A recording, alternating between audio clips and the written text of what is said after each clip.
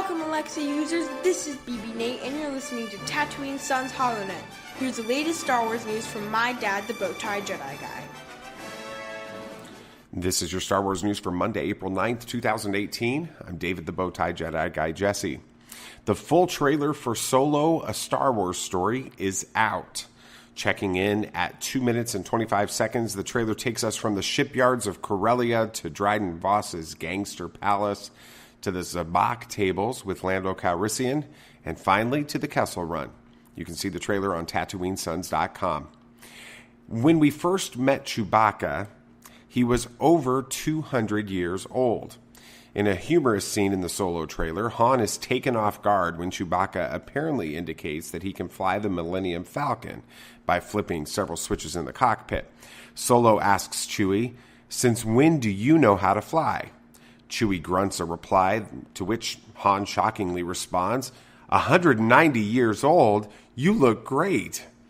It's a funny sequence, but it also tells us that Chewbacca is around 200 years old when he and Han pick up an old wizard, a kid, 2 droids, and no questions asked in A New Hope. Wookiepedia states that Wookiees have an average lifespan of 400 years. Can someone say Chewbacca, A Star Wars Story? And finally, we got a first glimpse of Chewbacca's wife. On another related note, it appears we're going to see Chewbacca's family in Solo. At the 1 minute 30 mark, Chewbacca is shown in an affectionate embrace with another Wookiee. As they hug each other with their foreheads pressed together, it seems clear we'll be getting at least some of Chewie's backstory. The relationship with Chewie's family has been explored in the canon novel Aftermath. Up next, today in Star Wars history, but first, here's Samuel the Hutt.